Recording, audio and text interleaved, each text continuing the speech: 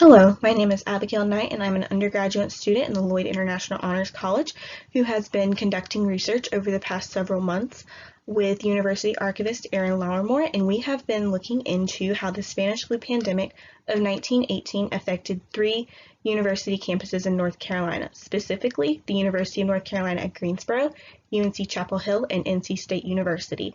Today, my presentation is going to focus more on the impact at the University of North Carolina at Greensboro, specifically just because of the time limit. So I'm going to go ahead and jump into that. To give you some perspective on what the university looked like in 1918, the University of North Carolina at Greensboro, or State Normal and Industrial Institution as it was known, was an all-female college. It was primarily a teaching college, and there were 1,164 students enrolled in the fall semester. Of those 1,164 students, approximately 200 of them would contract the Spanish flu in 1918 during the fall semester. During the pandemic, approximately 112 students would go home and leave campus. And perhaps the most promising number is that 0 students would die from influenza at State Normal and Industrial College. Looking back at the response that the campus took, it was not unsimilar to the responses being seen today in light of the coronavirus. One of the major campus events, Founders Day, a tradition that continues on to today, was actually canceled because the influenza pandemic scared people. It wasn't only striking the weak or the frail or the elderly, it was also striking the young and the vigorous, and people weren't really sure how to handle it. So they were practicing social distancing. They did not allow students to gather in large groups, and they did not want people traveling across state to come to campus. So President Faust ultimately decided to call off Founders Day after speaking with campus physician Dr. Anna Kliegman and Greensboro health officials. Quarantine during 1918 did look a little bit different for students at State Normal and Industrial College. For them, quarantine meant staying on campus, as many students did decide to stay on campus. They were not allowed to leave for any reason, and any student who did return home was not allowed to come back to campus until the university had officially reopened, which it did gradually after the fall semester. So students who were considered town students, or what we would call today commuters, who lived in Greensboro but didn't stay on campus, were encouraged to continue their education, and as part of that, President Faust communicated with the faculty a list of the students who were considered town students and encouraged the faculty to work with those students to help them continue their education during the pandemic.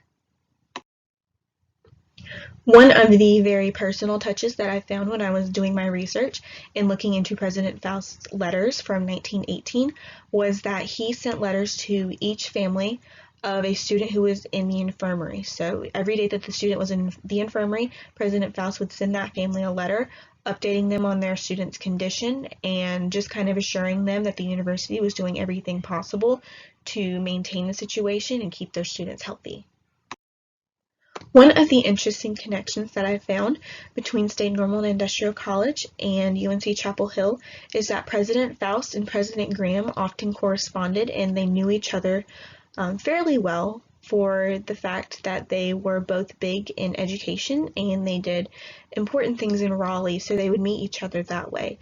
After President Graham died from the Spanish flu, President Faust wrote a letter to President Graham's sister and referred to the death of Graham as one of the most severe losses that North Carolina had seen in several years, which I found really interesting because at the time the UNC system did not exist, so these men were communicating as heads of universities, not as part of the UNC system.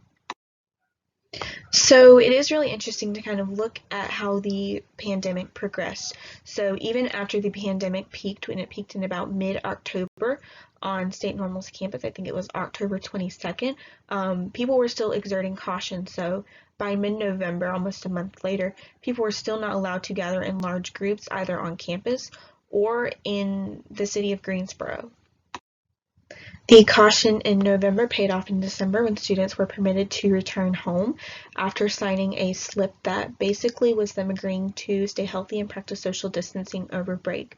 I found it really interesting that students really were resilient during this time, and it was really inspiring to read all of these letters where people were trying to continue their daily lives in light of the situation, and hopefully that continues today.